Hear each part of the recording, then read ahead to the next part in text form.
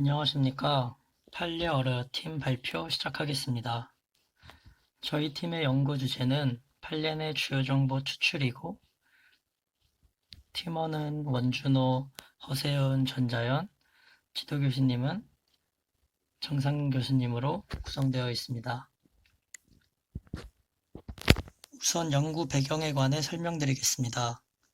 판례 문서는 법률 용어의 난해함과 구조 및 유사 판례의 다양함으로 인해 일반인들이 쉽게 이해하기 힘듭니다.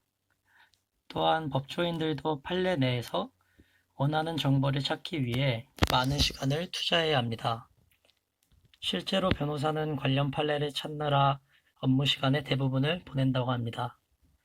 이러한 문제를 해결하기 위해서 빠르고 쉽게 읽어야 할 부분만 읽을 수 있게 도와주는 시스템이 꼭 필요할 것이라고 생각하였고, 저희는 이러한 시스템을 위해서 판례 내의 주요 정보를 자동으로 추출해 줄 수 있는 방법론을 제안하게 되었습니다.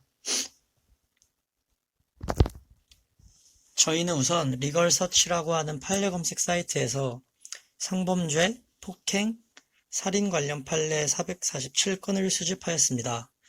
이후 판례의 전문을 모두 사용하기보다 연구에 대한 가능성을 보여주기 위해 범죄 사실에 해당하는 부분만을 추출했습니다.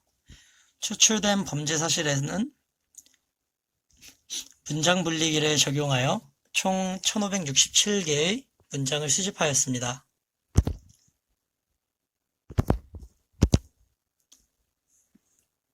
다음으로는 저희는 어떠한 정보를 추출할지 판례를 찾고 읽는 사람들이 어떠한 것에 관심이 있을지에 대해 논의하고 이를 정의하였습니다. 우선 저희가 수집한 데이터는 성범죄에 관한 판례가 절반 이상을 차지하고 있었고, 성범죄에서는 피해자의 나이가 중요한 정보가 될 수 있다고 생각했습니다. 따라서 저희는 피해자의 나이를 주요 정보로 추출하기로 하였습니다. 또한 저희는 판례의 전문이 아닌 범죄 사실에 대해서만 저희 연구를 진행하기로 하였으므로 범죄에 대한 정보는 아주 중요한 정보가 될 수 있다고 생각하였습니다. 따라서 저희는 범죄에 대한 일시, 장소, 내용을 추출하기로 결정하였습니다. 화면에 보이는 것은 실제 저희가 구축한 말뭉치의 예시입니다. 또한 화면 하단에는 태그에 대한 설명, 예시, 개수가 기재되어 있습니다.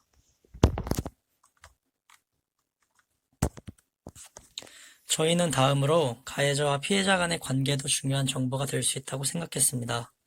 실제로 현행 법령 중에 종속살인에 대한 법이 있듯이 피해자와 가해자의 관계는 중요한 정보가 될 수 있습니다. 하지만 피해자와 가해자의 관계는 문장 내에 정확히 기재되어 있지 않은 경우가 많으며, 이 정보는 문장을 읽고 사람이 판단해야 하는 경우가 많습니다. 따라서 저희는 화면 상단에서 보실 수 있듯이 각 문장에 대해서 피해자, 가해자의 관계를 라벨링해 주었고, 실제로 관계에 대한 정보가 없는 경우도 많았기에 unknown이라는 정보가 없는 경우도 라벨링을 해주었습니다.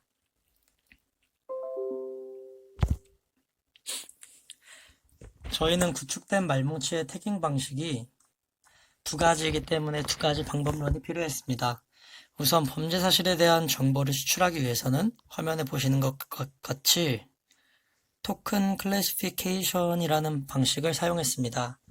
토큰 클래시피케이션은 문자 단위 또는 한국어의 경우 형태소 단위로 분리되어 토큰들을 분류하는 것을 의미합니다. 화면의 하단에서 보실 수 있듯이 저희는 문장을 문자 단위로 분리하여 토큰화시키고 각 토큰들을 심층 신경망을 통해 분류하도록 하였습니다. 참고로 저희는 모든 분류 실험에서 멀티링규어 버전을 사용하였습니다.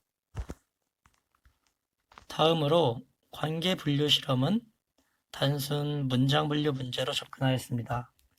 화면 하단에 보실 수 있듯이 문장을 심층 신경망을 통해 어떠한 벡터 인베딩 상태로 만들고 여러 층을 거치면 각 클래스가 될 수 있는 확률로 나오도록 하였습니다.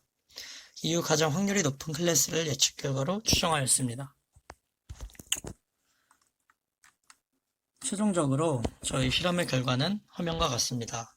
화면 좌측은 관계 분류 실험에 대한 각 클래스별 성능입니다. 화면 우측은 주요 정보 추출 실험에 대한 태그별 성능입니다.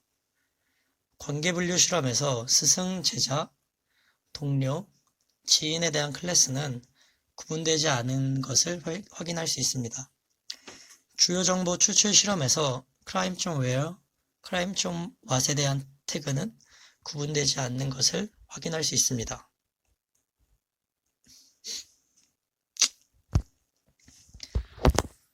결론적으로 저희 실험이 성공적인 것은 아니었습니다. 하지만 저희는 화면과 같이 관계 분류의 경우 한 문장으로 관계를 파악하기 불가능할 때가 많다는 것을 알게 되었습니다. 또한 주요 정보 추출의 경우 태깅 작업자 간의 단어 청킹, 즉 어디서부터 어디까지 주요 정보 안에 들어간다고 판단할지에 대한 약속이 필요하며 같은 텍스트 내에 여러 태그가 들어갈 수 있는 중첩 태그 문제가 발생하여 성능이 좋지 않았음을 결론 내리게 되었습니다. 감사합니다. 이상 판례 어려워 팀이었습니다.